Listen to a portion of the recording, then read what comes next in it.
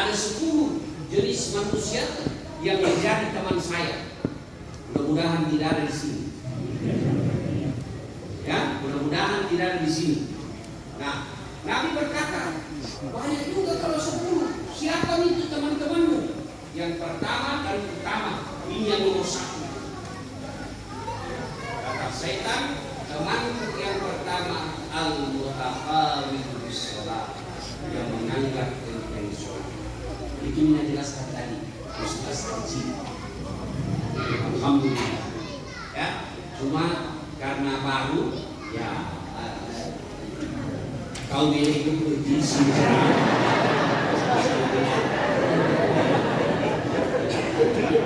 Tidak kamu penceramah dan pagi. Ini dia saya bikin jago sekarang karena 16 tahun malam menuntut punya perdakwaan. Nah, teman setan itu yang pertama, mereka yang menganggap enteng sholat. Mana yang dimaksud menganggap enteng sholat?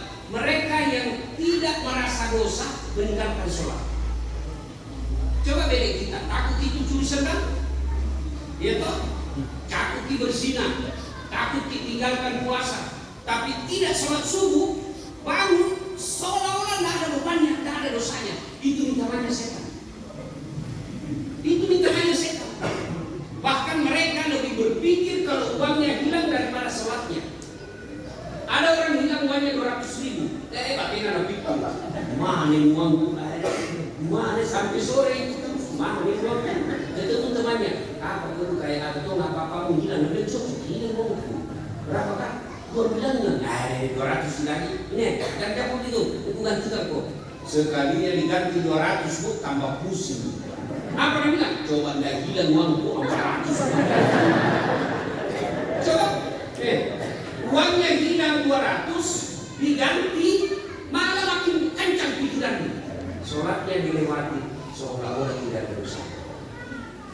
Ada orang puasa tapi tidak sembahyang, dari gunanya. Tadi dijelaskan dari kita,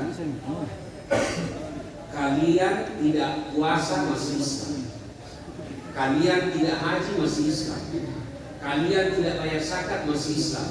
Tapi kalau tidak sholat, Nabi bilang kafir, tidak ada agamanya. Kristen jelas agamanya, Hindu jelas agamanya, Buddha jelas agamanya, Yahudi jelas agamanya, Islam tidak sholat, tidak jelas agamanya.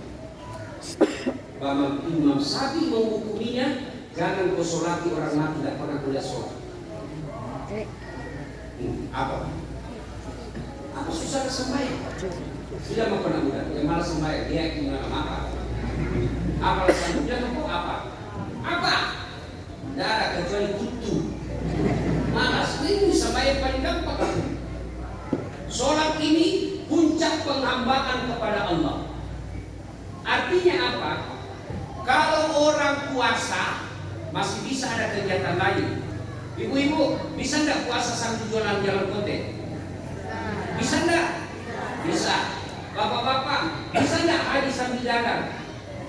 Bisa. Bawa rokok jual di sana. Banyak juga pakan dulu. Ada pakan dulu di sini. Itu biasa pakan dulu. Lihat ini. Cuma kurang pakan dulu. Dia mau. Sandar-sandar ini kalau sudah buka.